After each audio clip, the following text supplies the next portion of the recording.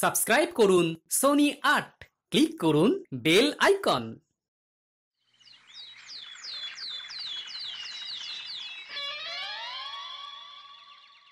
আহা, আমের গন্ধে না পেটটা বড়ই খিদেতে মোচড় দিচ্ছে গিন্নি। তাই বলি, ওরকম বাঁকা চোখে পাকা আমের দিকে তাকিয়ে আছো কেন? এখন ঘর থেকে পত্রপাঠ বিদায় হও দেখি। এই যাও যাও যাও, রাজসভায় যাও। সারাদিন শুধু খাই খাই খাই। আজকে তো রাজবাড়িতে ভোজ। এই যাও না, তৈরি হয়ে নাও। তুমি তো আম কেটে দিলে না, যাক রাজবাড়ি গিয়েই খাবো বৈদ্যর বাগানের আম। পেটটা ঠিক থাকলেই হয়। ওহ দেখো মা, দেখো। ওহ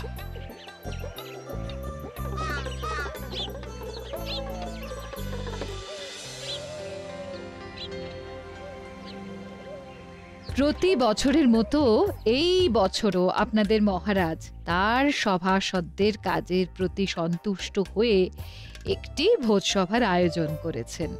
সকলে পেট ভরে খাবেন, কেউ কোনো লজ্জা করবেন না কিন্তু। আমিও লজ্জা করব না।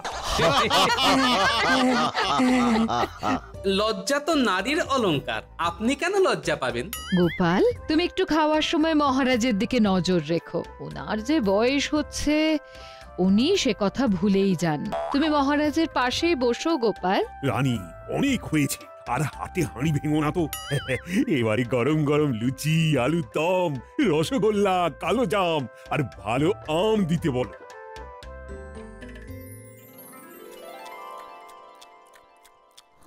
রানীমা, আপনি কখন খেতে বসবেন? আমাদের তো খাওয়া প্রায় হয়েই এলো। আজকের দিনে আমি সবার শেষে খাবো। তোমাদের রানীমাও আমার মতোই তোমাদের ভীষণ ভালোবাসেন। সকলের পেট ভরেছে তো, আবারও বলছি, কেউ লজ্জা পাবেন না। জব্বর খেলাম। বেশ বেশ, এবারে আসছে রাজবৈদ্যর বাগানের আম। ধন্যবাদ বৈদ্য মশাই। আমাকে লজ্জা দেবেন না রানীমা। তা মহারাজ, আপনার বাগানের আম আমরা কবে খাবো? আপাতত বৈদ্যর বাগানের আম খাও, তবে হ্যাঁ, আমার বাগানের আমগুলো পাড়ার ব্যবস্থা করতে হবে। মহারাজ, আপনি আম পাড়ার দায়িত্বটা আবার মন্ত্রী মশাইকে দেবেন না। তাহলে কিন্তু একটা আমও আপনি পাবেন না, সব উনি বেচে দেবেন।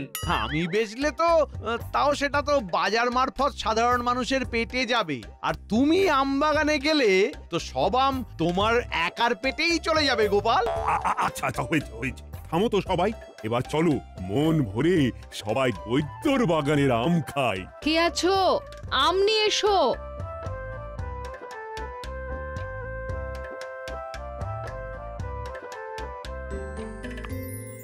ও বাবা, মহারাজের পাতে কত বড় আমের চাকলা, কত ছাড়া আমার পাতে দিতে পারলো না। আহ কি মিষ্টি আম গো বৈদ্য। হ্যাঁ, খান খান, সবাই মন ভরে খান। সবাই প্রাণ ভরে খাও। মহারাজ এখন ওদিকে গল্পে মত্ত। আমার ছোট আমটা মহারাজকে দিয়ে ওনার বড় আমটা আমি তুলে নেব। আমগুলো সব খেতে লাগছে চিনির মতো মিষ্টি। এক সে বড়কর এক আম, সব বৈদ্যের বাগানের শ্রেষ্ঠ। নিন নিন নিন, এবারে মহারাজ আম খান, আম খান। আমটা আমায় অদল বদল করতেই হবে। ওহ ভগবান, আজ তোমার পরীক্ষা দেখি। মহারাজ ওদিকে তাকিয়ে এই সুযোগে আমটা বদলা বদলি করে নি।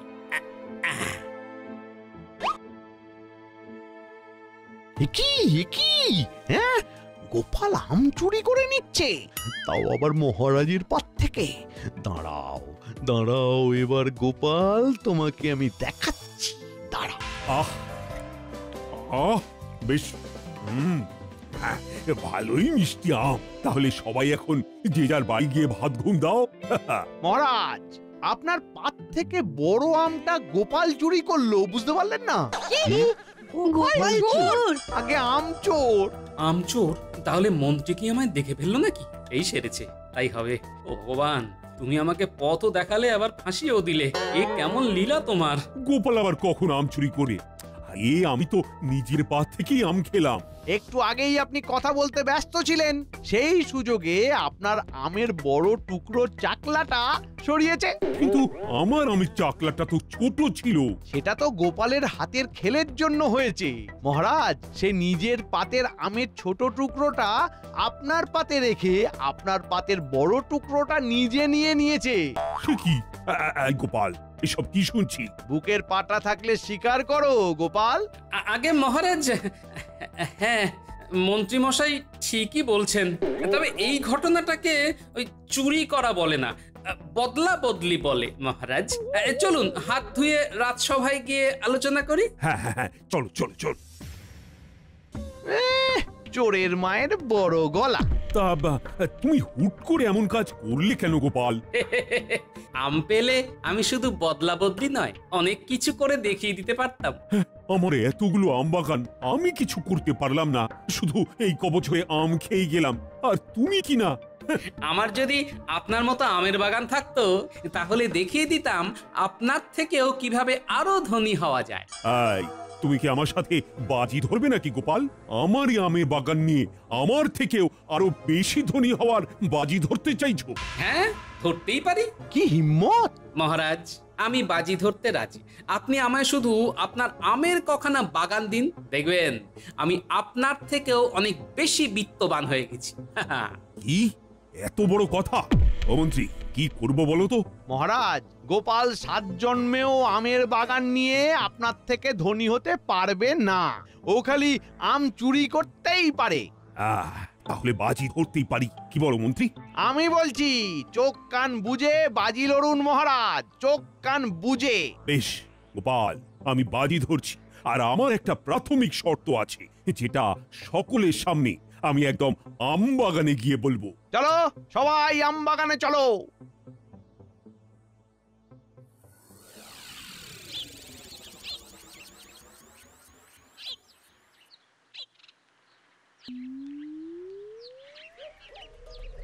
সকলের সামনে আমি আমার এই দক্ষিণের এবং ওই দিকের পূর্বের আমবাগান গোপালকে 3 মাসের জন্য অর্পণ করলাম।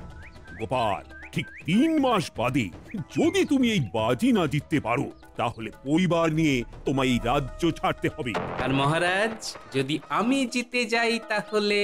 তাহলে এই রাজ্যের নাম পরিবর্তিত হয়ে তোমার নাম অনুসারে হবে গোপাল নগর। কি রাজি তো? হ্যাঁ মহারাজ, আলবাত রাজি। দেখা যাক পরবর্তী 3 মাসে তুমি আমার থেকেও ধনী হয়ে এই রাজ্যের নাম নিজের নামে করতে পারো, নাকি এই রাজ্য ছেড়ে অন্য রাজ্যের বাসিন্দা হও। হ্যাঁ মহারাজ, সময়ই কথা বলবে। ঠিক 3 মাস বাদে মহারাজের সিন্ধুকে সঞ্চিত মোহর এবং গোপালের আয়ের মোহর গোনা হবে। দেখা যাক কে জেতে আর কে হারে।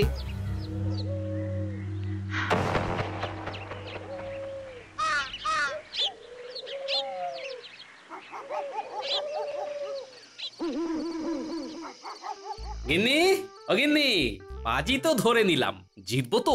দেখো, জিতবে কিনা জিতবে সেটা আমি জানি না, কিন্তু তুমি যে বাজি ধরার সাহসটুকু দেখিয়েছো তাতেই আমি খুশি। হ্যাঁ হ্যাঁ, চেষ্টা তো করি। মাথায় একটা মোটামুটি পরিকল্পনাও করে নিয়েছি, বুঝলে?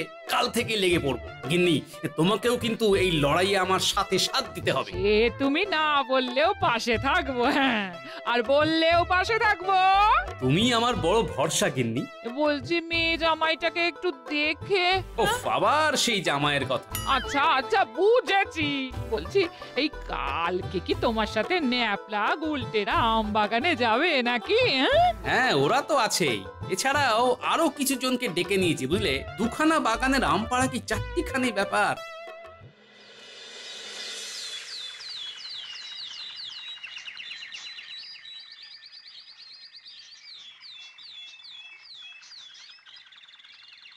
দাদু, ও দিদা, দরজা খোলো।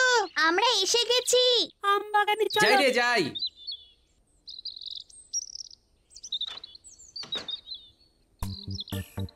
দাদু, তোমার কথা মতো আমাদের সবার জন্যই আম পাড়ার আঁকশি দেওয়া লাঠি এনেছি। ভালোই হবে, সবার হাতে একটা করে লাঠি থাকবে। দাদু, তুমি যে বললে আমগুলো পেড়ে আমাদের আরো বেশ কিছু কাজ আছে, কই কি করতে হবে সেটা তো বললে না। এই হ্যাঁ, তুমি তো আমাকেও বললে না। আম নিয়ে কি পরিকল্পনা আছে তোমার মাথায়? বলছি সব বলছি। আমরা দুটো বাগান থেকে মোট যত আম পারবো তার ভেতরে কিছু আম শহরে বিক্রি করে দেব, কিছু আম নিয়ে চপের দোকান দেব, এই আমের চপের আর কি, আর কিছু আম নিয়ে আমের শরবতের দোকান হবে। তারপরে বাকি যা আম থাকবে সেগুলো নিয়ে আমার অন্য পরিকল্পনা আছে। সেটা আবার পরে বলবো, এখন নয়। এখন সবাই চলো আগে গিয়ে আম পাড়ি।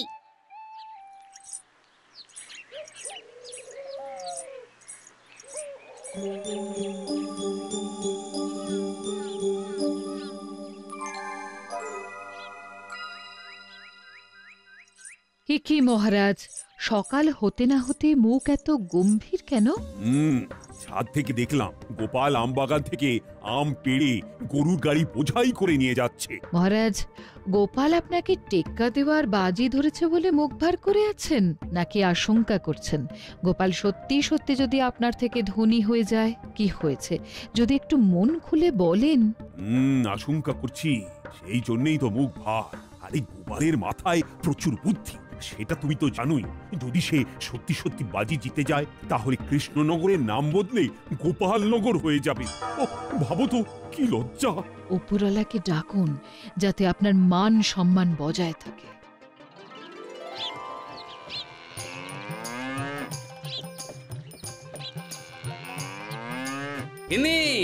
গিন্নি, মাত্র 8 গাড়ি বোঝাই আম এনেছি, একটু ধুয়ে দাও না।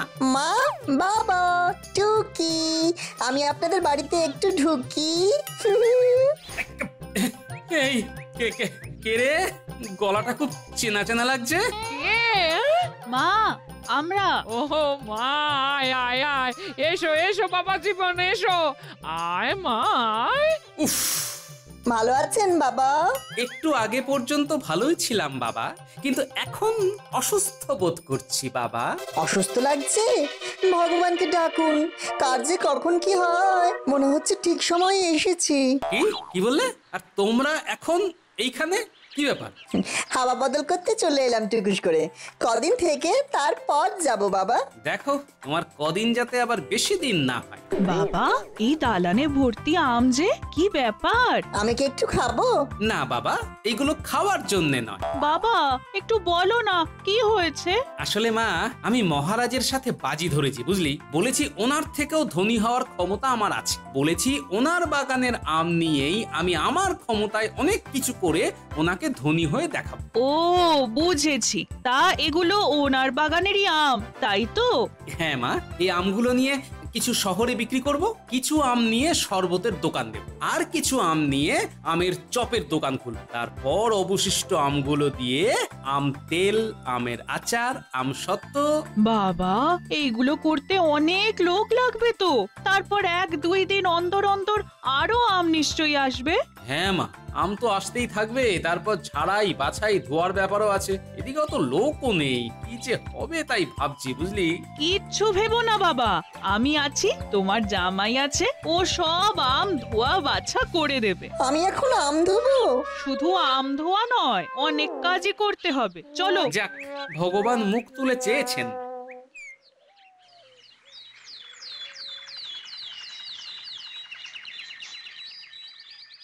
তাহলে আমি বেরোলাম। হ্যাঁ, শহরে আমগুলো বেচে ফিরতে ফিরতে প্রায় সন্ধে হয়ে যাবে বুঝলে।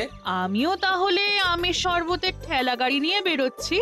আমি আর জামাই তাহলে বিকেলের দিকে আমের চপের দোকান খুলতে যাব। হ্যাঁ, সবাই সাবধানে থেকো, মনে রেখো এই লড়াইটা আমাদের মাস 2-3 ধরে করতে হবে। আমরা কখনোই ব্যবসার থেকে অর্জিত টাকা নিজেদের কাজে লাগাবো না। যা রোজগার হবে তাই দিয়েই আবার ব্যবসার মূলধন অর্থাৎ আম কিনবো। মহারাজ ভেবেছেন তুমি একা কি করবে? এখন আমরা সবাই সবাই তোমার পাশে আছি। হ্যাঁ,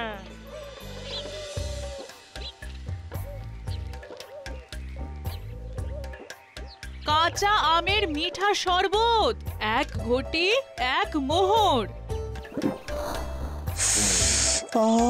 কি দারুণ চপের গন্ধ, খেতে ইচ্ছে করছে।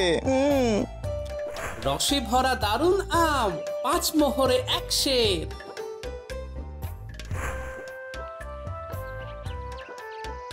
৩৫,৯৯৯। আর এই একটা। তাহলে হলো সর্বমোট ৩৬,০০০টা মোহর। আমি ভাবতেই পারছি না গো। বাবা, ১.৫ মাসের মধ্যে এই, তাও আবার 2খানা আম বাগান নিয়ে। কষ্টের ফল। হ্যাঁ, আমি ভাবছি আরো 2খানা আম বাগান কিনে নিই, বুঝলে?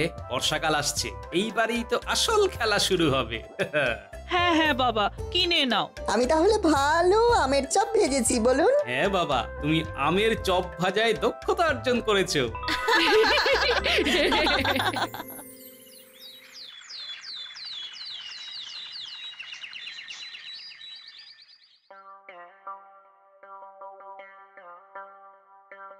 কি ব্যাপার গোপাল, এখন রাজসভায় যে? কি ব্যবসা লাটে উঠলো নাকি? আগে না মন্ত্রী মশাই, মহারাজ, আমি আপনার থেকে 2খানা আম বাগান কিনতে চাই। কি? আম বাগান কিনবে? হ্যাঁ। এত সমৃদ্ধি হয়েছে তোমার। এই মন্ত্রী, আমার মোহর গোনো, তারপর গোপালেরটাও গুনবে। 3 মাস হতে পারলো না, এখনই কিনা বাগান কিনতে চায়। মোহর তো গোনাই আছে, আর কত আছে সেটা একটা কাগজের মধ্যে লেখাও আছে। আমি এক্ষুনি সিন্ধুক থেকে নিয়ে আসছি।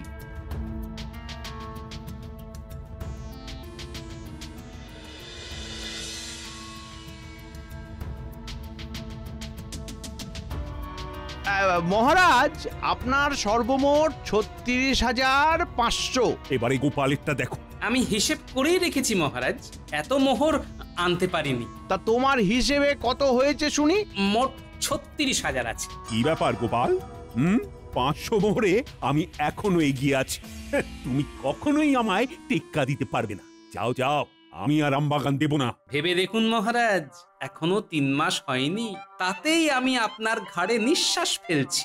যাকে আসি, আমার বরাদ্দ 3 মাস শেষ হলেই না হয় দেখা হবে মহারাজ।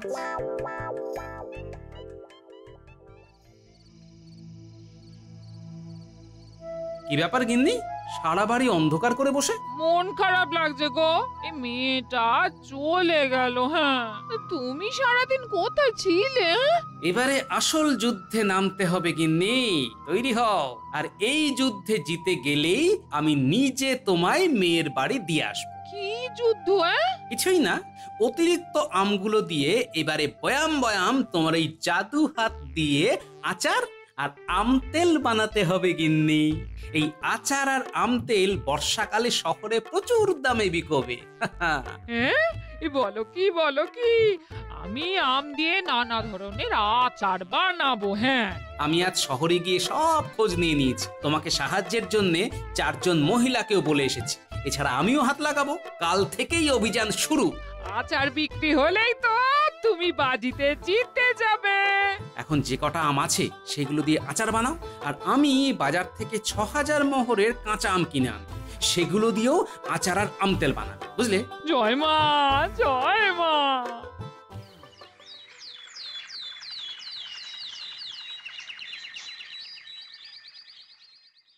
কি ব্যাপার, গোপালের মুখে এত হাসি যে? আগে বিজয়ের হাসি। গোপাল, এত স্পর্ধা, এত আত্মবিশ্বাস ভালো নয়। মাঝে মাঝে আত্মবিশ্বাসটা প্রকাশ্যে আনা ভালো মহারাজ। গোনা শুরু করো খাজাঞ্চি, আগে আমারটা করো। জোরে জোরে গুনবে। আই মন্ত্রী, তুমি খেয়াল রাখো। 1 2 3 50,000। মহারাজের সর্বমোট 50,000 মোহর। এবারে গোপালেরটা গুনো। চিন্তা নেই খাজাঞ্চি, চিন্তা নেই। তোমায় 50,000 অবধি এবার গুনতে হবে না।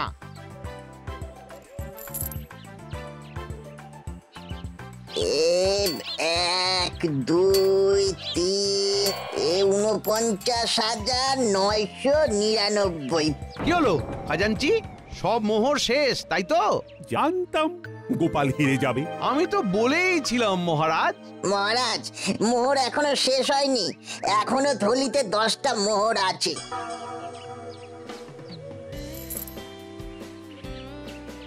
মানে গোপাল দাদা সর্বমোট 50,000 9খানা মোহর। তার মানে গোপাল জিতে গেল। আমার কৃষ্ণনগর কি তবে গোপালনগর হয়ে যাবে? মহারাজ, আপনাকে পরাজিত করার ইচ্ছা আমার প্রকৃতভাবে একদমই নেই মহারাজ। আমি শুধু এই কাজটা করেছি আপনাকে এটা বোঝানোর জন্য যে প্রকৃতি আমাদের কাছে তার প্রাকৃতিক সম্পদ ঢেলে রেখেছে, অথচ আমরা বুদ্ধিমান মানুষ হয়েও তা কাজে লাগাই। দেখুন মহারাজ, আপনার কাছে আম বাগান আছে, আপনি চাইলেই আপনার বাগানের আম দিয়ে ব্যবসা করে আরো ধনবান হতে পারতেন, কিন্তু আপনি তা করেননি। সেখানে আমি একজন সাধারণ প্রজা হয়ে খেটে ব্যবসা করে আপনার থেকে 9টা মোহরের বেশি মালিক হয়ে আপনার থেকেও ধনী মহারাজ। সুতরাং শুধু বুদ্ধি থাকলেই হয় না, সেই বুদ্ধিকে সঠিক খাতে কাজে লাগানোটাই হলো আসল বুদ্ধিমানের পরিচয়। তার সাথে ইচ্ছাও থাকতে হয়। এই কে বললো রে মন্ত্রী?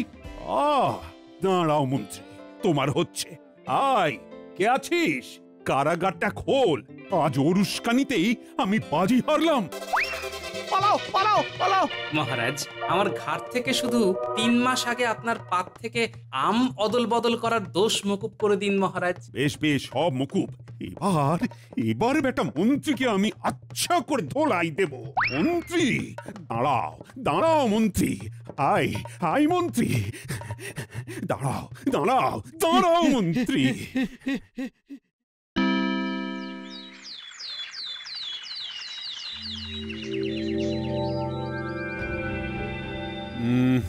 না, কয়েকদিন ধরেই একটা চিন্তা মনের মধ্যে কেমন যেন খচখচ করছে। কিছুতেই শান্তি পাচ্ছি না যে আমি রাজসভায় সবার মনের মতো নয়। তাই বুঝি? তা কারা আপনার বিরুদ্ধে মুখ খুলছে শুনি? সেটা তো আর অনুমানের ওপর ভিত্তি করে নিতে পারি না, তবে যতক্ষণ না নিজের কানে আমার বিরুদ্ধে তাদের বলতে শুনছি ততক্ষণ যেন ঠিক শান্তি পাচ্ছি না। কিন্তু সেটা কি করে সম্ভব? কেউ কি আপনার মুখের ওপর কিছু বলবে? আরে সেটাই তো সমস্যা রানী, সেই জন্যই তো আমি এত অস্থির হচ্ছি। দাঁড়ান দাঁড়ান, সমস্যা যদি থাকে সমাধানও থাকবে, তাই আপনি অস্থির হবেন না মহারাজ। কিছু না কিছু একটা উপায় ঠিক বের হবে। এই সকালবেলা অত ব্যস্ত না হয়ে একটু মাথা ঠান্ডা করে বিশ্রাম নিন বরং।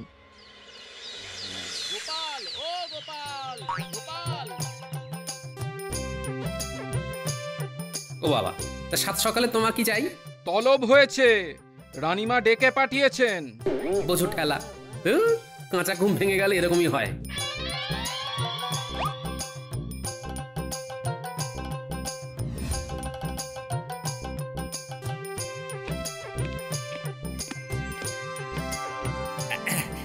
এসে গেছি রানীমা। তবে হঠাৎ এমন জরুরি তলবের কারণটা তো বুঝলাম না। এদিকে তো ঘোরতর সমস্যা। মহারাজ নিজের কানে শুনতে চান রাজসভায় কারা কারা তাকে পছন্দ করেন না। এ আবার মহারাজের কেমন আবদার? তাহলেই বোঝো কিরকম সমস্যা। এই নিয়েই মহারাজের মন আনচান আনচান করছে। এবার তোমাকে কিছু একটা করতে হবে গোপাল। সবটাই তো বুঝলাম, তবে আমি যে এখন জঙ্গলে যাচ্ছি রানীমা। জঙ্গলে কেন? সেখানে গিয়েই ধ্যানে বসবো। এবার ধ্যানেই মুক্তি। তবে আমার কি হবে গোপাল? মহারাজের চিন্তায় এবার যে আমার ঘুম নষ্ট হয়ে যাবে। চিন্তা করবেন না রানীমা, যদি কিছু ব্যবস্থা হয় তাহলে জঙ্গলেই হবে। তবে যাই হোক না কেন, কোনো অবস্থাতেই ভেঙে পড়লে চলবে না। ভেঙে তো পড়েছেন মহারাজ, তাকে তো আর বদলাতে পারবো না। মহারাজের ব্যাপারটা আমার উপর ছেড়ে দিন রানীমা। তবে জঙ্গলে যাওয়ার আগে মহারাজের সাথে একবার দেখা করা দরকার।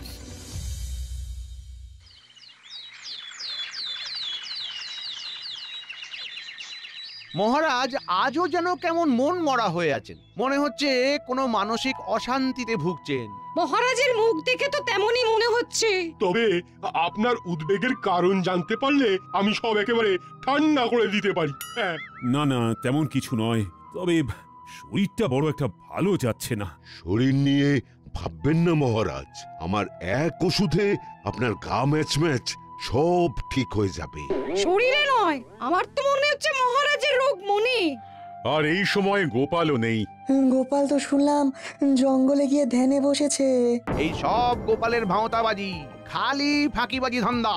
তবে মহারাজ অসুস্থ বোধ করলে কয়েকদিন বরং বিশ্রাম নিন ভালো করে। হ্যাঁ হ্যাঁ, আমি না হয় এই কদিন সামলে নেব ওই দিকটা। আমিও তো তাই ভাবছি। তবে দুবেলা না হলেও প্রতিদিন অন্তত একবেলা রাজসভায় আসার আমি চেষ্টা করব। চাপ নেবেন না, কাজ তো থাকবেই। তবে শরীরটাও তো দেখতে হবে। আপনি যত কম রাজসভায় আসেন ততই ভালো মহারাজ।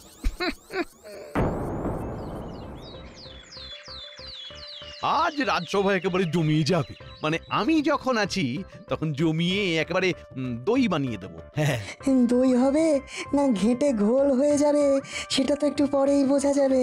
মন্ত্রী মশাই যে উত্তম রূপে সভা পরিচালনা করতে পারবেন সে ব্যাপারে আমি নিশ্চিত। মহারাজ ছাড়া রাজসভা চলে নাকি? মনে হচ্ছে যেন সবটাই ফাঁকি। এই যে কবি, তুমি থামো দেখি। হ্যাঁ, খালি পিছন থেকে নাচছে কলকাঠি। তবে কলকাঠি নাড়ার আসল লোকটাই নেই বলে আমার মনে হচ্ছে যেন বেশ ভালো আছি। কথাতেই তো আছে, দুষ্টু গরুর থেকে শূন্য গোয়াল ভালো। কি রাজসভা যে ফাঁকা ফাঁকা দেখছি, সবাই আছে তবু কেউ নেই কেন? আমরা কি কেউ নই নাকি? মহারাজ ছাড়া রাজসভা তো নুন ছাড়া তরকারি, আর তাছাড়াও আমার যে মহারাজকেই দরকার। সে তো না হয় বুঝলাম, কিন্তু এই যে শুনলাম তুমি বনে গেলে, তাহলে সঙ্গে করে কাকে আবার নিয়ে এলে? আমারও তো কৌতূহল হচ্ছে, ইনি কে? ওই বনে গিয়েই তো একটা চমৎকার হয়ে গেল। চমৎকার? কি রকম চমৎকার গোপাল?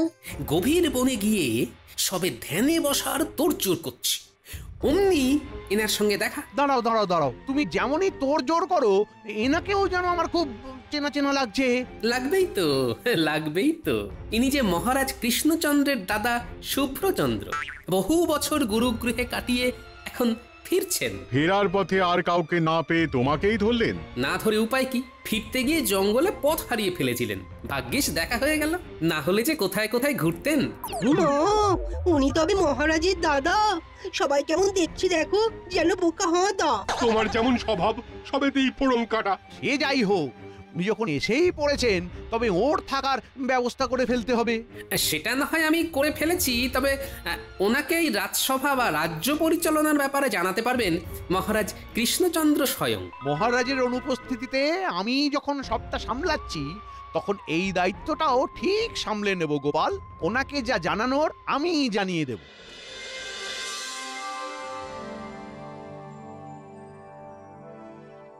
কই গগিনি, কই? আরে গেলে কোথায়? দাও দাও দাও দাও দাও, সেদ্ধ ভাজা মাখা কষা যা আছে তাই দাও দেখি, আজ সব একেবারে চেটে পুটে সাবড়ে দেব। কেন গো আজ আবার এমন কি হলো? না মনে হচ্ছে বেশ যেন ফুর্তিতে আছো। আছি বই কি, আজ তো আমার ফুর্তিতেই থাকার দিন। মহারাজ নেই বলে তুমি ছড়ি ঘোরাচ্ছ। শুধু ছড়ি নয়, এবার পুরোপুরি রাজসভা থেকে রাজ্য চালানো আমার হাতেই থাকবে গিন্নি, আমার হাতেই থাকবে, তুমি দেখে নেবে। কিন্তু এটা কি করে সম্ভব? সবই সম্ভব গিন্নি, করে পাওয়া 14 আনা সুযোগটা কাজে লাগাতে হবে। মহারাজের দাদা ফিরে এসেছেন, এখন ওই দাদার মাথাটা যদি ভালো করে ঘুরিয়ে দেওয়া যায় তাহলে আর পিছনে ফিরে তাকাতে হবে না, সারা জীবন বসে বসে খাওয়া যাবে। মন্ত্রী মশাই, শুনলাম নাকি আপনি প্রায় নাচতে নাচতে রাজসভা থেকে বাড়ি ফিরেছেন। তা এই আনন্দের দিনে আপনি কি আমাদের ভুলে গেলেন? তাই আবার হয় রে খ্যাপা, আমি শরীর হলে তোরা আমার পা। এত প্রশংসা মানেই আমাদের প্রয়োজন। তা কাজটা কি করতে হবে সেটা বলুন। দেখেছিস আমি কেমন হাঁ করলেই তোরা হরহর করে সব বুঝে যাস। শোন, মহারাজের দাদার ওপরে নজর রাখতে হবে। কেমন? মহারাজের দাদা এসেছে বলে একটা খবর কানাঘুষো শুনছিলাম বটে। খবরটা তাহলে সত্যি? সত্যি মিথ্যে পরে ভাববি, এখন তোদের যেটা করতে হবে সেটা হলো দেখবি গোপাল যেন কোনোভাবেই মহারাজের দাদার কাছে না ঘেঁষে, বাকিটা আমি সামলাচ্ছি।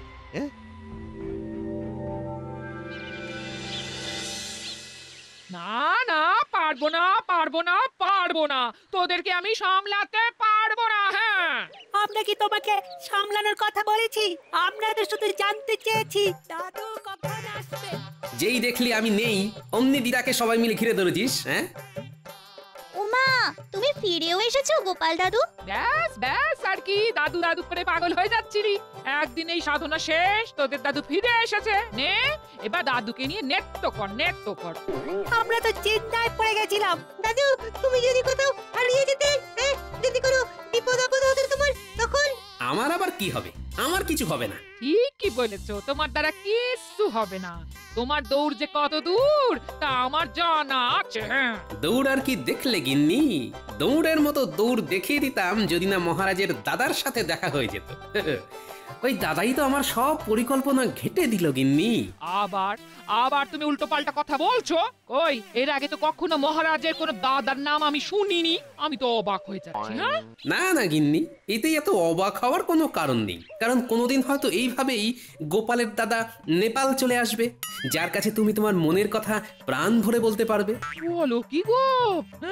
তোমারও দাদা আছে দাদু? তবে আর বলছি কি, এমনও তো হতে পারে যে সে এসে হয়তো আমাদের এই যা ভিটে মাটি আছে সব চাটি মেরে নিয়ে চলে যাবে। এই থাক থাক, তোমাকে আর কিচ্ছু বলতে হবে না, থাক। আমার কিন্তু ভয় হচ্ছে, মহারাজের দাদাও তো তাহলে মহারাজকে সরিয়ে নিজে সিংহাসনে বসতে পারেন। দেখাই যাক না কি হয়।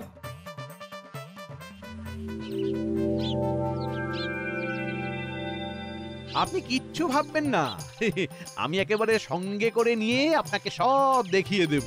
হাজার হোক মহারাজের দাদা বলে কথা, আপনার তো আর অসম্মান হতে দিতে পারি না। এসব কথা থাক মন্ত্রী, তুমি আমায় বলো দেখি কৃষ্ণচন্দ্র কেমন রাজত্ব চালাচ্ছে? আর খুব একটা ভালো কিছু তো আমার ভাইয়ের পক্ষে করা সম্ভব নয়। আপনি একেবারে আমার মনের কথাটা একেবারে টেনে বের করে এনেছেন। আহা, টানাটানি আর আমি কোথায় করলাম? কৃষ্ণচন্দ্র তো সবকিছু টেনে নিয়ে নিল। কিন্তু টেনেই বা কি হলো? রাজা হিসেবে মহারাজ কৃষ্ণচন্দ্র তো একেবারেই অদক্ষ। বলো কি, তাই নাকি? তবে আর কি বলছি, আমি ছিলাম বলে মহারাজ এই যাত্রায় উতরে গেলেন কোন ক্রমে। না না না না, এইভাবে কি আর রাজ্য পার চলে? কি করে চলবে আপনিই বলুন? মহারাজ তো এমনিতে ভীষণ বদরাগী, তার উপর আবার খালি খালি আরাম আয়েশ করে দিন কাটান। এই ব্যাপারে তুমি নিশ্চিত? আপনি তো নিজের চোখেই দেখছেন। এই যে এখন এখন কেমন মহারাজ শরীর খারাপের বাহানা দিয়ে রাজপ্রাসাদে শুয়ে বসে আছেন। কৃষ্ণচন্দ্র বরাবরই ক্ষমতা লোভী, তবে তার সাথে যে এই সব গুণগুলো আমদানি করেছে সেটা তো বুঝতে পারিনি। এর থেকে আপনি যদি রাজা হতেন তবে আর আমাদের চিন্তা থাকতো না। রাজা তো আমারই হওয়ার কথা ছিল। কৃষ্ণচন্দ্র তো আমাকে ফাঁদে ফেলে গুরুর বাড়িতে থাকার ব্যবস্থা করে নিজে সরে পড়েছিল, আর এখানে এসে রাজা হয়ে বসেছিল। আমি বলি কি, আপনি চাইলে এখনো রাজা হতে পারেন, সে ব্যবস্থাও করা যাবে। এখন বরং আপনি খানিক বিশ্রাম নিয়ে নিন, বাকি কথা পরে হবে, কেমন?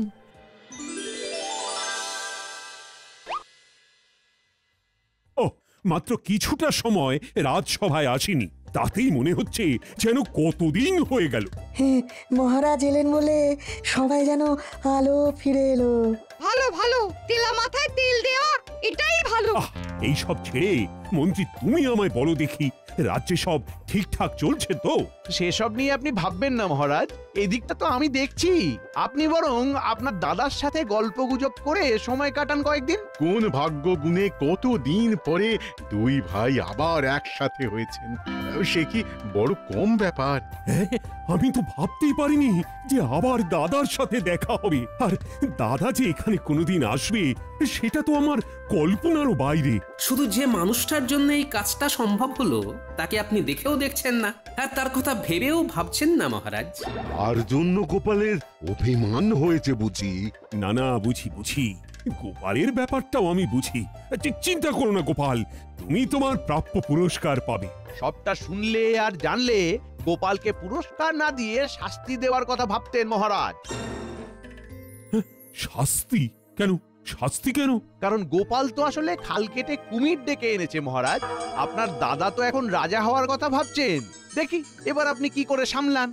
বলো কি, দাদার তবে মনে মনে এই বাসনা আছে? মনে হচ্ছে মন্ত্রী মশাইয়ের কাছে হাড়ির খবর আছে। আছেই তো, আছেই তো। আর তাই আমি এটাও বলতে পারি যে মহারাজ চাইলে এই আপদকে সরিয়েও ফেলতে পারেন। তবে তার জন্য কিছু খরচ করতে হবে, এই যা। না না না না, যা খরচ হয় হোক মন্ত্রী, তুমি যে কোনো উপায়ে আমার দাদাকে এখান থেকে তাড়ানোর ব্যবস্থা করো। ওহ গোপাল, তোমার মনে মনে এই ছিল? হ্যাঁ, মহারাজ কি একেবারে উৎখাত করে ছাড়বে? চিন্তা করবেন না সেনাপতি, যে উৎখাত করবে সে আবার রক্ষাও করবে। মাঝখান থেকে কয়েকজন শুধু চিৎপাত হয়ে যাবে, এই আর কি।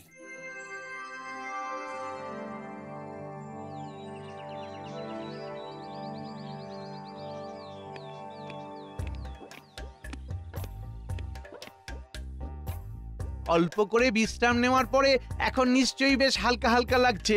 হ্যাঁ হ্যাঁ, তা একটু লাগছে বই কি। ওদিকে সব ব্যবস্থা কিন্তু পাকা, সেই খবরটাই দিতে এলাম আপনাকে। ব্যবস্থা? কিসের ব্যবস্থা? এর মধ্যেই ভুলে গেলে চলবে কেন? এ কি, আপনাকে যে রাজা হতে হবে।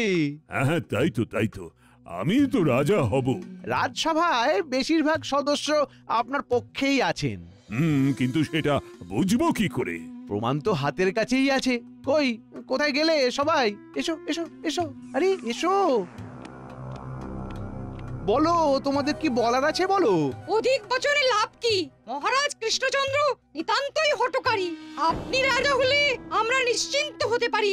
অনেক হয়েছে হাঁক ডাক, মহারাজ কৃষ্ণচন্দ্র এবার নিপাত যাক। মহারাজ কৃষ্ণচন্দ্র যেন দুষ্ট গ্রহের ফের। আপনি রাজা হলে আমরা নিশ্চিন্তে গুছিয়ে নেব আমাদের আখের। এই না মানে সব দিক থেকে ভালোই হয় তাহলে মহারাজ।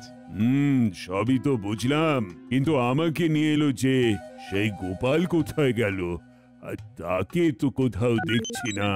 কার কথা বললেন এবার? সে তো সাক্ষাৎ সর্বনাশ। গোপালের থেকে সাবধান না থাকলে পদে পদে বিপদে পড়তে হবে, এটা আগে থেকেই বলে দিলাম। গোপাল তো একেবারে ধুরন্ধর লোক, ও গাছেরও খায় আবার তলারও কুড়োয়। এই যে মন্ত্রী মশাই, রাজকবিকে তো পাকড়াও করাই মুশকিল। অনেক কসরত করে ধরে আনলাম। সে কি কবি, মহারাজের বিরুদ্ধে সাক্ষী দেওয়ার জন্য তোমায় টানা হ্যাচড়া করতে হচ্ছে? ছি ছি ছি ছি ছি, তুমি আচ্ছা খেল খেলছো দেখছি। মহারাজের বিরুদ্ধে সাক্ষী? যদি যদি টের পায় কাকপক্ষী? সাক্ষী দিলে ভালো, না হলে যা হবে তা সামলাতে পারবে তো? মন্ত্রী মশাই দেখাচ্ছেন ভয়, খালি ভাবি কি হয় কি হয়। কি আবার হবে, কি আবার হবে? নতুন রাজা হলে তোমাকে ঘাট ধাক্কা দিয়ে সভা থেকে বের করে দেবে। মাগো, আমি বাড়ি যাব। গোপালকে একটা দায়িত্ব দিয়ে ভাবলাম নিশ্চিন্তে থাকবো, কিন্তু তার পারছি কই। গোপালের তো দেখাই নেই। এই তো রানীমা, আপনি দেখা করতে চাইলেই গোপাল হাজির। হাজির হলেই বাকি বলি, মহারাজের চিন্তা দূর করার কিছু ব্যবস্থা করা গেল? চিন্তা দূর হওয়ার বদলে মহারাজের চিন্তা যে দিন দিন বেড়ে যাচ্ছে দেখছি। তাই বুঝি? গিয়ে দেখো, মহারাজের দু চোখে ঘুম নেই, খালি আনচান আনচান করছেন। ওহ, মাফ করবেন রানীমা, তবে সহজ করে যদি বলতেই হয় তবে বলি, মহারাজ একটা আঘাত পেয়েছেন, সেটা কাটিয়ে উঠতে একটু তো সময় লাগবেই, তবে খুব তাড়াতাড়ি সব মিটে যাবে রানীমা। আঘাত? আঘাত কাটানো? এসব কি বলছো গোপাল? আর একটু অপেক্ষা করুন রানীমা, আমি তো আগেই বলেছিলাম ধৈর্য হারালে হবে না। তবে আপনি নিশ্চিন্ত থাকুন, মহারাজের সমস্যার সমাধান আমি করবই করব।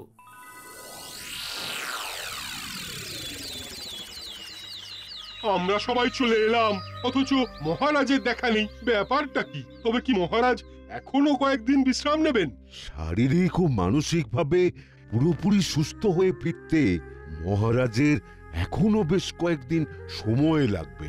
ততদিন কি তাহলে যেমন চলছে তেমনই চলবে? মন্ত্রী মশাই মহারাজের হয়ে দায়িত্ব সামলাবেন, যেমন চালাচ্ছেন। আমি তো সব সময়ই তৈরি, তাই বলছিলাম যে মহারাজ এসেই বা কি করবেন?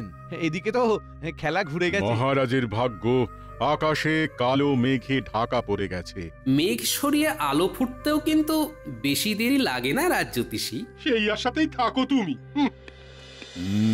আশা ভরসা যা করার সেটা তো এবার থেকে আমার উপরই করতে হবে, কারণ আজ থেকে আমি কৃষ্ণনগরের নতুন রাজা। আমাকেই যে তোমাদের মানতে হবে। এটা তো অন্যায়, এভাবে কি রাজা হওয়া যায়? এটা তো চোরচার মুলুক তার হয়ে যাচ্ছে। যা হওয়ার ঠিকই হচ্ছে। এই নীতি যদি আপনাদের দুর্গতির কারণ হয়ে যায়, তার ফল কি ভালো হবে মন্ত্রী মশাই? আপনি আর আপনার দলবল কিন্তু এইভাবে মহারাজের সঙ্গে বিশ্বাসঘাতকতা করতে পারেন না। তুমি থামো গোপাল, এইভাবে তোমার জ্ঞান শুনতে থাকলে আমি কিন্তু অজ্ঞান হয়ে যাবো এবার। এই অন্যায় মেনে নেওয়ার চেয়ে সভা ছেড়ে চলে যাওয়া ভালো। একদম তাই, আমি আর এই সবাই নেই। এবার যে আমিও ছেড়ে কথা বলবো না, এই দাড়ি ধরে মারলাম টান, দেখি। উমা, এ কি? এই যে আমাদের প্রিয় মহারাজ কৃষ্ণচন্দ্র, দেখো কাণ্ড। যারা বিদ্রোহ করছেন তাদের এবারে রাজসভায় থাকা চলবে তো? ব্যাপারটা কেমন হলো? তার মানে মহারাজ আর মহারাজের দাদা একই লোক? সে আর বলতে, মহারাজের দাদার কথা কুসমিন কালেও কেউ শুনেছে কোথাও? খাসা বুদ্ধি গোপাল, কিন্তু এমন বুদ্ধি তোমার মাথায় এলো কি করে? বাড়িতে গিন্নির সাথে ঝগড়া করতে করতে এই একই অঙ্গে দুটো রূপের পরিকল্পনাটা প্রথম মুখে মেরেছিল মাথায়। তারপরে মহারানীর কাছে যখন শুনলাম মহারাজ নিজে কানে শুনতে চান রাজসভায় কে কি বলে তার নামে, তখন টপ করে কাজে লাগিয়ে দিলাম। তার মানে বনে সাধনা করতে যাওয়ার ব্যাপারটা সত্যি নয় গোপাল? যাবো ভেবেছিলাম বটে, তবে যাওয়া তো আর হলো না। মহারাজের সাথে পুরো পরিকল্পনাটা ছকে ফেলে রাজপ্রাসাদেই ঘাপটি মেরে থাকলাম এক রাত। আর তারপর এই কৃষ্ণচন্দ্রই শুভচন্দ্র হয়ে এসে তোমাদের তাক লাগিয়ে দিল, আর যারা যারা মুখোশধারী তাদের মুখোশও খুলে গেল। আমি তো মহারাজ এমনি না, ওই মন্ত্রী মশাইয়ের কথা মতো একদম ওই কর্তার ইচ্ছাই কর্ম, মন্ত্রী মশাই যেমন বলেছেন। মন্ত্রী মশাইয়ের ভয়ে কি বলতে কি বলে ফেললাম মহারাজ। আমাদের কোনো দোষ নেই মহারাজ। ও এখন হাতি কাদায় পড়েছে বলে সবাই মিলে আমাকে পদাঘাত করা হচ্ছে না? যত দোষ সব আমার। আর তোমরা কি? তোমরা কি ধোয়া তুলসী পাতা? থাক, নিজেদের মধ্যে কাদা ছোঁড়াছুড়ি বন্ধ করো। কে আমাকে নিয়ে কি ভাবে সেটা একেবারে দিনের আলোর মতো আমার কাছে স্পষ্ট হয়ে গেছে। যারা যারা বলছিলে মহারাজ কৃষ্ণচন্দ্র নিপাত যাক, তাদের অবস্থা আমি চিচিং ফাঁক করে ছাড়বো। এবারের মতো ছেড়ে দিন মহারাজ, আর কখনো আপনার সম্বন্ধে কোনো কথা বলবো না মহারাজ। মাফ করে দিন মহারাজ। আর এই রকম হবে না মহারাজ। না, আমি যে কতটা বাজে সেটা এবার কাজে করে দেখাবো তোমাদের। তবে এইভাবে সবার মুখোশ খোলার বুদ্ধি যার, সেই গোপালকে কিন্তু আমি পুরস্কারে ভরিয়ে দেব। সত্যি গোপাল, জব্বর একটা উপায় বের করেছিলে বটে। আসলি হোক আর নকলি হোক, মহারাজের জয় হোক।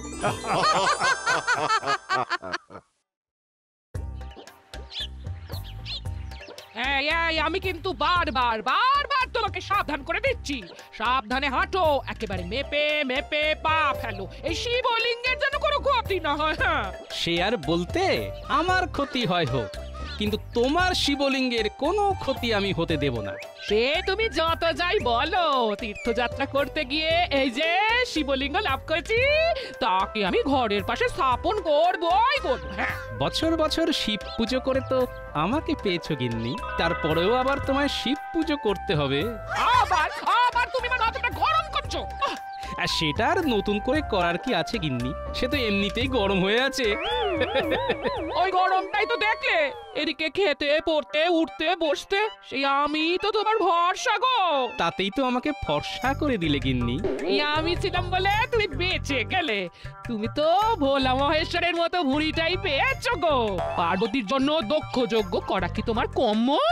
তবে এটাও কান খুলে শুনে রাখো, তুমি যদি ঘরে ফিরে আমার শিবলিঙ্গের প্রাণ প্রতিষ্ঠার ব্যবস্থা না করো, তবে আমি দক্ষ যজ্ঞ শুরু করে দেবো। হ্যাঁ, সেটা আমি এখন থেকে টের পাচ্ছি।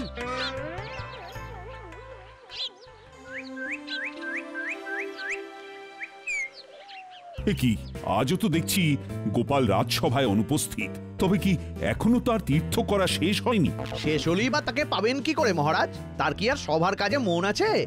তার মানে খবর আছে মহারাজ, গোপাল এখন মন দিয়ে সংসার সামলাচ্ছে। সে এখন গিন্নি অন্ত প্রাণ। গিন্নির কথায় উঠছে আর বসছে। তাই গিন্নি হুজুক ধরলেই সেটা গোপাল কিভাবে সামলাবে খালি তাই ভাবছে। শুধু কি ভাবছে, একেবারে কাজ করে দেখাচ্ছে। শুনলাম তীর্থ করতে গিয়ে গোপালের গিন্নি নাকি একটা শিবলিঙ্গ নিয়ে এসেছে, তার প্রতিষ্ঠা করাতে হবে। এখন গোপালের ধ্যান জ্ঞান সেটাই। তার জন্য নাকি গোপাল এখন হিমালয় ফেরত সাধুর কাছেও যাবে। সে যাচ্ছে যাক, কিন্তু এদিকে গোপালের দেখা দেখি পণ্ডিত যে তীর্থযাত্রায় বেরিয়ে গেল। এটা তো ভালো কথা মহারাজ, কিন্তু আমি ভাবছি অন্য কথা। তবে সবকিছু ছেড়ে গোপাল হঠাৎ শিবলিঙ্গ নিয়ে পড়লো কেন? তবে কি ওর অন্য কোনো মাহাত্ম্য আছে? এই তো এখানেই তো সেই সাধু বাবার ডেরা বানিয়েছেন শুনলাম। সবই মহাদেবের কৃপা। এমনি এমনি কি আর হিমালয় ফেরত সাধু বাবা আমাদের দর্শন দেওয়ার জন্য এই বয়সে আছে না? তাই বুঝি। তাহলে দেখি বাবার কৃপায় আর কি কি শুভ কাজ হয় এবার। হবে হবে, সব শুভ হবে। সামনেই শিবরাত্রি, শুভ তো হতেই হবে। তবে কি ভালো কোনো যোগ আছে সাধু বাবা? হ্যাঁ, আছে তো বটেই। হিন্দু শাস্ত্র মতে এই দিনেই শিব আর পার্বতী বিবাহ বন্ধনে আবদ্ধ হয়েছিলেন। তাই এই পুণ্যতিথি পালন করলে সমস্ত পাপ থেকে নিষ্কৃতি পাওয়া যাবে। ব্যাস, আর কিছু না? সংসারে শান্তি ফিরবে আর মোক্ষ লাভ হবে। বল বল, আর কি চাস? আবার কি চাইবো সাধু বাবা, এটাই তো হয়ে বেশি। তাহলে বাবা ওই শিবরাত্রির দিনে আমাদের শিবলিঙ্গের প্রাণ প্রতিষ্ঠা হবে। আর সেই শুভ কাজটা মানে প্রাণ প্রতিষ্ঠার ব্যাপারটা আপনিই সামলে দেবেন। বেশ, তাই হবে রে বেটা। জয় জয় মহাদেবের জয়। এদিকে তো ভালোই তেলপাট চলছে রে ঘটা। আমাদের চটপট খবরটা যথাস্থানে পৌঁছে দিতে হবে।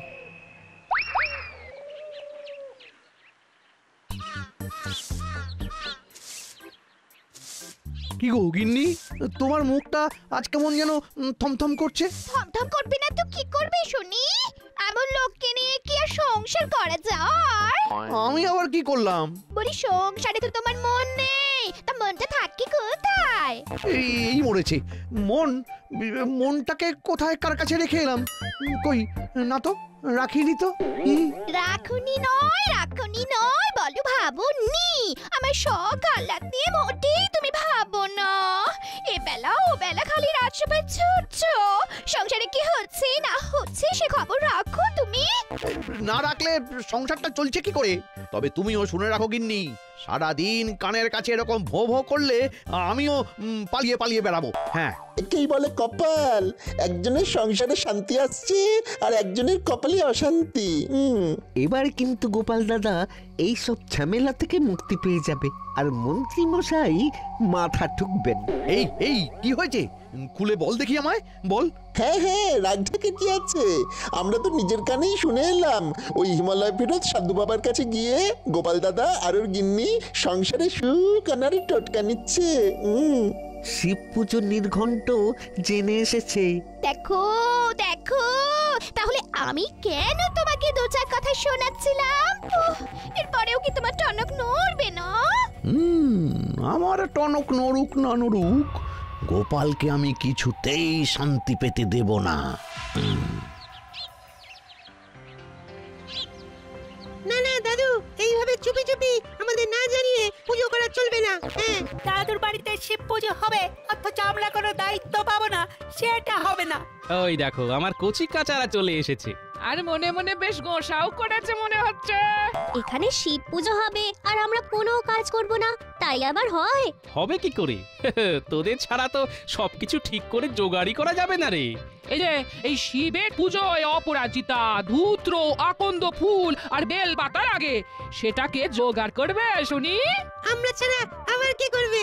তাহলে তোদের যে প্রয়োজন আছে সেটা তো বুঝতে পেরেছিস। কোনো চিন্তা নেই, আমরা সব জোগাড় করে আনবো। এদিকে না হয় সব জোগাড় হয়ে গেল, কিন্তু ওদিকে শিব পুজোর নেমন্তন্নটাই তো করা হয়নি এখনো। সেটা কি এবার আমাকেই করতে হবে? তার জন্যে তো এই শর্মা আছে, ঠিক সামলে দেবে। মনে হচ্ছে খুব ধুমধাম করে এবারে পুজো হবে। তাহলে মন্ত্রী, আপাতত তেমন কোনো উৎসব অনুষ্ঠান নেই, তাই তো? থাকলেই বা কি মহারাজ, ভেতরে ভেতরে কে যে কি করে ফেললো সেটা তো আর জানতে পারছি না। মন্ত্রীমশাই বোধহয় গোপালের বাড়িতে শিবলিঙ্গ স্থাপনের কথা বলছেন। তেমন কিছু হলে গোপাল নিশ্চয়ই আমাদের ডাকবে, আমি নিশ্চিত। সেই আশাতেই থাকুন আপনি। হ্যাঁ, গোপাল করবে নিমন্ত্রণ, তাহলেই হয়েছে। না না, এখনো কিছু হয়নি, তবে এবার হবে, মানে নিমন্ত্রণ। এই তো গোপাল এসে গেছে। তাহলে ওই কথাই থাকলো মহারাজ, আগামী শিবরাত্রির দিন এই গরিবের বাড়িতে আপনি সহ সকলের নিমন্ত্রণ। শিবলিঙ্গের প্রাণ প্রতিষ্ঠা হবে। কিন্তু একা হাতে গোপাল সব দিক তুমি সামলাচ্ছ কি করে? পুজোর কাজ তো বড় কথা নয়। আমি থাকতে গোপাল ঝামেলায় পড়বে, এমনটা ভাবলেন কি করে মহারাজ? কোনো চিন্তা করো না গোপাল, পুজোর দায় দায়িত্ব খুঁটি নাটি আমি সব সামলে দেব। বাহ বাহ বাহ, পুজোটা গোপালের বাড়িতে হচ্ছে বটে, তবে তার জন্য তো সবাইকে সাহায্যের হাত বাড়িয়ে দিতে হবে। এই অজুহাতে মন্ত্রীমশাই ষড়যন্ত্রী মশাই হয়ে যাবেন, সেটাও বেশ বুঝতে পারছি, তবে এখনই ওকে ঘাট থেকে নামিয়ে ফেলা যাবে না। মন্ত্রীমশাই নিজে যখন সব সময় গোপালের সঙ্গে সঙ্গে থাকবে, তখন আর চিন্তা কি?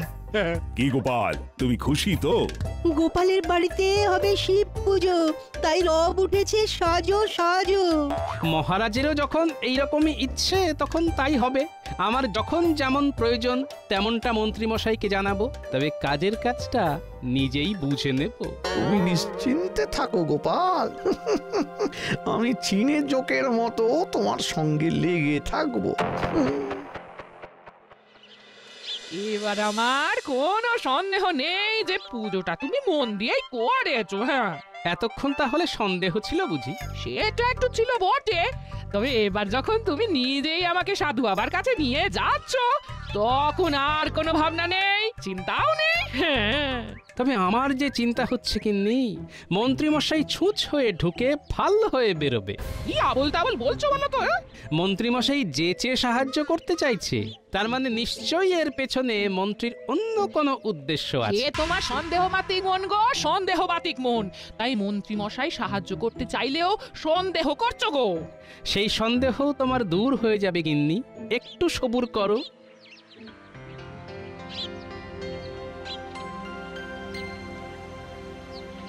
আবার কি চাই? হ্যাঁ, শিবরাত্রির পুজোর আচার উপকরণ সবই তো জানা হয়ে গেছে, এবারে শুধু ভক্তি ভরে পুজো করতে হবে। সেই পুজোটা যে আপনাকেই করতে হবে সাধু বাবা, তার জন্য যেমন যা অর্থ লাগবে আমি আমার সামর্থ্য মতো দেবার চেষ্টা করব। না না না, অর্থ নয়, ভক্তি ভাবটাই তো আসল। তবে শিবরাত্রির পুজো বড় একটা কম হ্যাপা নয় কিন্তু। এমন ভাবে কি করতে হবে আপনি একটু বুঝিয়ে দিন সাধু বাবা। 4 প্রহর ধরে মহাদেবের পুজো হবে। প্রথম প্রহরে জল দিয়ে, দ্বিতীয় প্রহরে দই দিয়ে, তৃতীয় প্রহরে ঘি এবং শেষ প্রহরে মধু দিয়ে শিবলিঙ্গের প্রাণ প্রতিষ্ঠা করতে হবে। তাহলেই পুজো শেষ? তাই আবার হয়?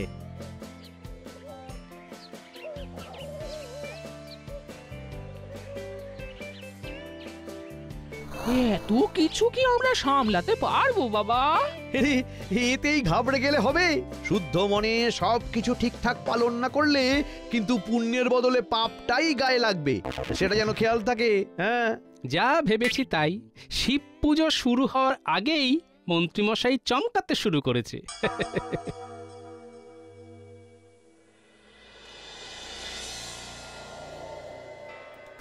অত করে বললাম, তবু যদি তোর একটু একটু টনক নড়ে, সেই সারাক্ষণ রাজসভা আর মহারাজের দায়িত্ব সামলাচ্ছেন।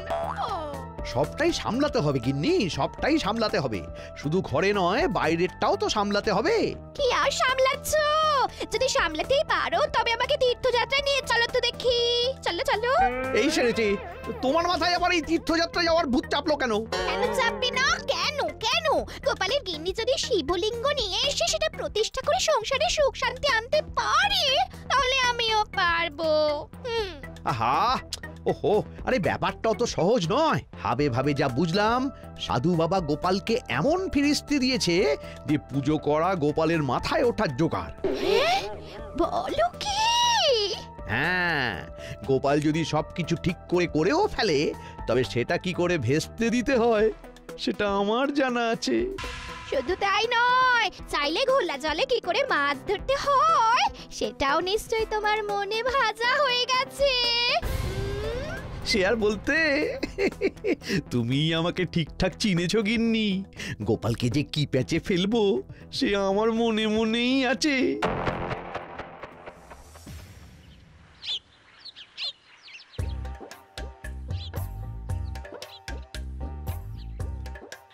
এই তো এইবার কেমন পুজো পুজো মনে হচ্ছে। হ্যাঁ, কলসিতে ভরে গঙ্গা জল দিয়ে এসেছি। এটা না হলে তো পূজাই শুরু করা যাবে না। সে না হয় এনেছিস, কিন্তু এবার বাকি কাজগুলো তো সামলাতে হবে নাকি? এরপর আর কি কাজ আছে গো গোপাল দাদু? কাজ বলে কাজ, এরপরে দুধ, দই আর মধু লাগবে। সেই সব নিয়ে চাপ নিতে হবে না। দুধ আর দই ভোলা ময়রা দিয়ে যাবে, আর পুটির বাবা মধুও দিয়ে যাবে। হ্যাঁ, বাহ, তাহলে তো মিটেই গেল। এবার তাহলে পায়ের উপর পা তুলে বসে থাকি, আর আমরা একটু হুটাপাটি করি। পুজোর জোগাড় কি আমি একা করব? এই সাধু বাবা এই চলে এলেন বলে। হ্যাঁ, তার আগেই আমি চলে এসেছি, তবে দুধ না নিয়েই আসতে হলো। কেন, কি হলো আবার? দুধে চো না পড়ে ওই দুধ নষ্ট হয়ে গেছে, তাই না দুধ না দই কিছুই পাওয়া যাবে না। সে কি, তাহলে কি হবে? কি হলো সেটা তো আমিও বুঝতে পারছি না। মধু নিয়ে আসে যে ছেলেটা, তারও তো আজ কোনো পাত্তা নেই। এ মা, তাহলে কি হবে? আহা, এখনই অত হাই হাই না করে কিভাবে কি করা যায় সেটার উপায় ওই সাধু বাবাকে জিজ্ঞাসা করেই বের করতে হবে। তাহলে তুমি আবার ওই সাধু বাবার ডেরায় যাবে এখন? না গিয়ে আর উপায় কি? তাই বেলা গড়াবার আগে নড়াচড়া যা করার করে নি, বুঝলি? তাহলে আমরাও যাব তোমার সঙ্গে। বেশ তো, চল না, দল বেঁধে গেলে কি ফল হয় দেখি।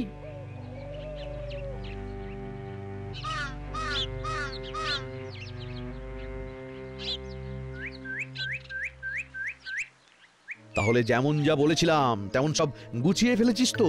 একেবারে দায়িত্ব নিয়ে চেপে দিয়েছি, সব জায়গায় আটকে দিয়েছি। আমরা এমন চেপেছি যে গোপাল দাদা পুরোপুরি চাপে পড়ে গেছে। যাই হোক, শোন, প্যাঁচটা হালকা করা যাবে না।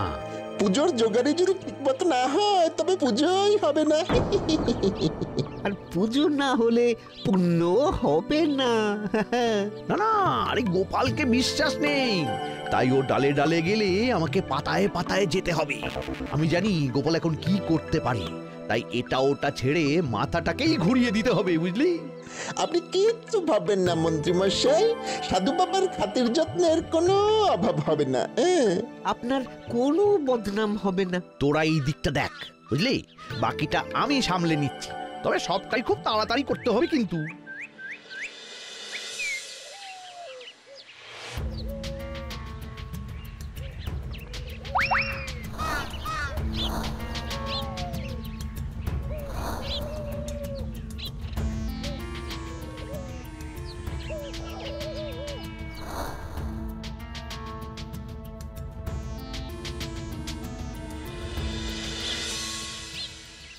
ইমা, এদিকে তো বন্ধ।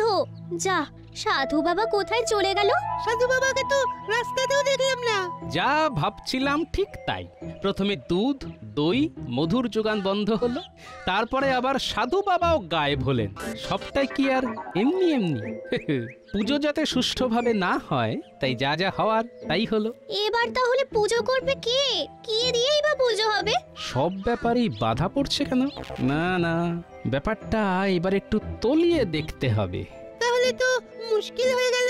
কোনো মুশকিল নেই, সব মুশকিলের মুশকিল আসান এই সমাধানানন্দ আছে তো। ইনি আবার কিনি? হ্যাঁ, কেমন যেন চিনি চিনি মনে হচ্ছে। পুজো করা নিয়ে ঘাবড়াস না বেটা, ওটা আমি সামলে দেব। সাধু বাবার খেল কেমন জমে সেটা দেখার জন্যে সাধু বাবাকে ময়দানে নিয়ে গিয়েই ফেলতে হবে। গোপাল দাদু, আবার তো সাধু বাবা হাজির হয়ে গেল। তাহলে চলুন বাবা, পুজো পাঠ শুরু করবেন, চলুন।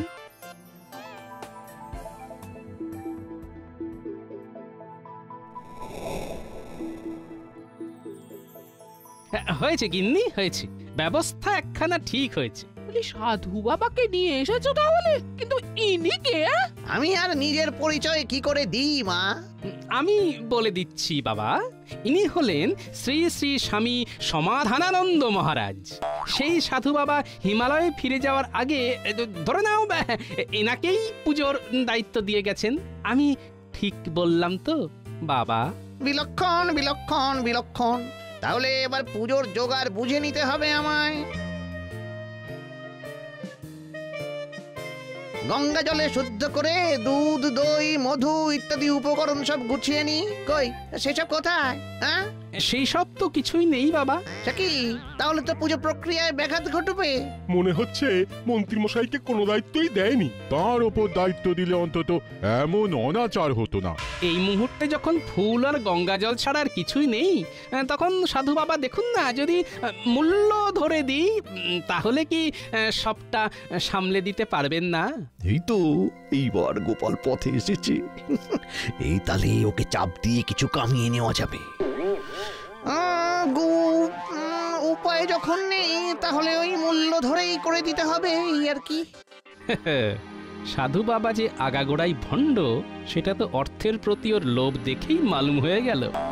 তবু আর একবার বাজিয়ে দেখি সবার সামনে। কি হলো, পুজো কি আদৌ করা যাবে? যাবে না কেন, আলবাত যাবে। সাধু বাবা যখন আছেন তখন সমাধানও আছে। পুজো শুরু হোক তাহলে। হ্যাঁ হ্যাঁ সাধু বাবা, আপনি তাহলে ওই আচমনের মন্ত্রটা একটু শুনিয়ে দিন, ওটা দিয়েই শুরু হয়ে যাক। আচমনের মন্ত্র? এই না মানে কিসের মন্ত্র? মন্ত্র আবার কেন? মন্ত্র মানে তো মন তোর। তোর মনে মনে যা আছে তাই ঠাকুরকে বল, তাহলে ঠাকুর খুশি হবে, বুঝলি? এইসব হাবি যাবি বলে আপনি পার পেয়ে যাবেন ভেবেছেন বটে, তবে সে হবার কিছু আছে? মানে আপনি ধরা পড়ে গেছেন মন্ত্রী মশাই। এ কি, আপনি সাধু নন? তার মানে মন্ত্রী, তুমি সাধুর ভেগ ধরে সব গোলমাল পাকানোর মতলব ইতেছিলে? না মানে আমি তো মানেটা আমি পরিষ্কার করে দিচ্ছি মন্ত্রী মশাই। পুজোর সামগ্রী জোগাড় করতে গিয়ে যখন সবাইকে হাত তুলে দিতে দেখলাম তখনই আমার সন্দেহ হয়েছিল। তারপরে যখন দেখলাম সাধু বাবার গলায় হার, তখন আর বুঝতে বাকি থাকলো না যে সাধু বাবা নকল। এবার কি যে হবে? গোপালকে আমি মন্ত্রীর ওপর ভরসা করতে বলেছিলাম, কিন্তু এখন তো দেখছি মন্ত্রী গোপালকে একেবারে ভরসা করে দেওয়ার চেষ্টা করছিল। কিন্তু এবার আবার শিবরাত্রির ব্রত পালনের কি হবে? ঝামেলা পাকানোর পান্ডাকে যখন ধরা গেছে তখন তাকে ঘা কতক ডান্ডা কষালেই সমাধান পাওয়া যাবে। সামগ্রী মন্ত্রীকেই জোগাড় করতে হবে।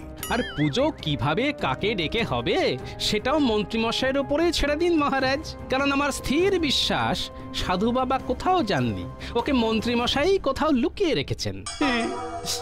রক্ষে করুন মহারাজ, আমি সব বলছি, সাধু বাবা কোথাও যাননি, বটার ঘটার হেফাজতে আছে।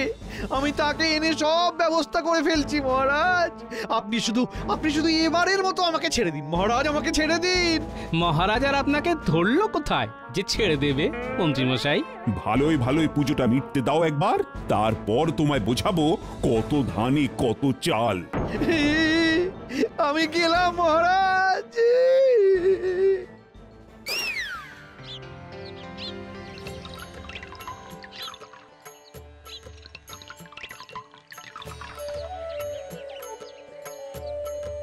কি গিন্নি, এবার খুশি তো? খুশি হব না? সত্যি শিবের মতো একটা বর পেয়েছি গো আমি, বর। যাক, এতদিনে তাহলে সার কথাটা বুঝেছো তুমি।